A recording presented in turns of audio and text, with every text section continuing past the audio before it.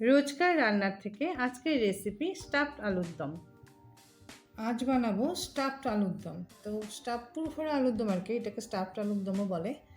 তো আলু নিয়েছি এরকম গোটা গোটা আলু, টমেটো, গোটা গরম মশলা, যাতে দারচিনি, এলাচ, লবঙ্গ সবই আছে।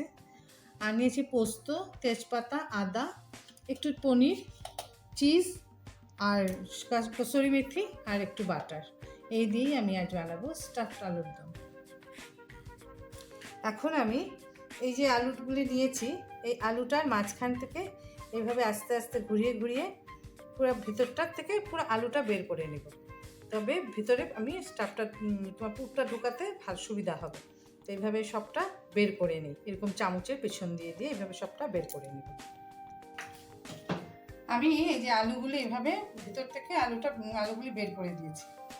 এখন আমি এই আলুগুলি কড়াইয়ে তেলও দিয়েছি, তেলটাও গরম হয়েছে। আলুগুলি এখন একটু ভেজে নেব, মিডিয়াম আঁচে হালকা করে ভাজবো, যাতে আলুটা 90% সিদ্ধ হয়ে যায়। তো এখন আমি আলুগুলি একটু ভেজে নিই। আলুগুলি ভাজা হয়ে গেছে, দেখো কড়া কড়া করে এরকম লাল লাল করে ভেজে নিয়েছি। এখন বললাম না, এটা মানে বেশিরভাগটাই সিদ্ধ হয়ে যেতে লাগবে। তা এখন আমি এটা আলু ভাজাগুলি উঠিয়ে এখন আমি পুরটা বানাবো, এটার ভিতরে যে ভরবো পুরটা বানাবো। তার জন্য প্রথম আমি তাতে তেলও আমি কিছু কমিয়ে নিয়েছি, কিন্তু এখন আমি তাতে দিয়ে দিব আদা আর কাঁচা লঙ্কা বাটাটা। আদা কাঁচা লঙ্কা বাটাটা দিয়ে দিলাম, আর দিয়ে দেবো যে ছানাটা।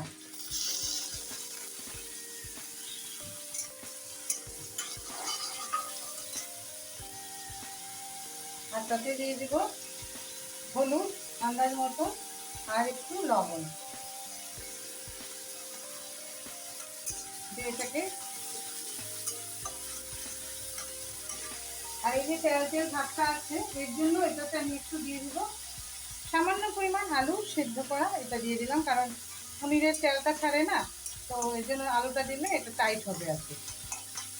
আমি 1-2 মিনিট একটু কষিয়ে নামানোর আগে এই যে চিজটা দিয়ে দিলাম। চিজটা দিলে ভালো লাগে আর চিজের একটা সুন্দর গন্ধ হয়। এখন আমি গ্যাসটা অফ করে দিই। এবার পুরটা বানানো হয়ে গেল। এখন আমি গ্রেভিটা তৈরি করি। আলু ভাজার তেলটা যে ছিল, এই তেলটা দিয়ে দিলাম, আর তাতে এখন আমি দিয়ে দিব তেজপাতা ফোড়নে, আর দিয়ে দিব এখানে আদা আর কাঁচা লঙ্কাটা বাটাটা দিয়ে দিলাম।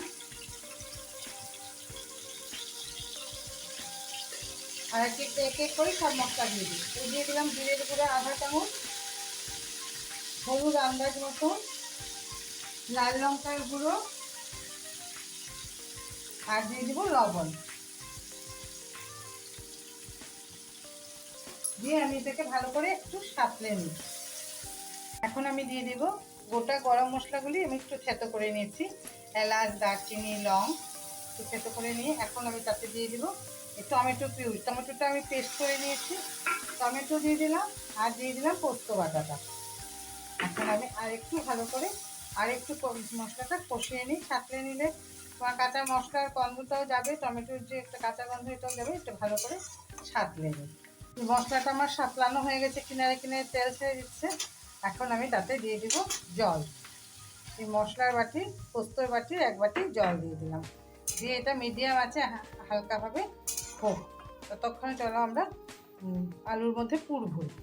এই যে আমাদের পুরটাও ঠান্ডা হয়ে গেছে, আলুগুলিও ঠান্ডা হয়েছে। এখন আমি এটার ভিতরে পুরটা ভরে নেব। পুরটা খুব বেশি ঠেসে ঠেসে ভরবো না, কারণ কি অনেক সময় ঝোলে দিলে উপর দিয়ে বেরিয়ে আসে। তো এইভাবে আমি সবগুলি আলুতে পুরগুলি ভরে নেব। এইভাবে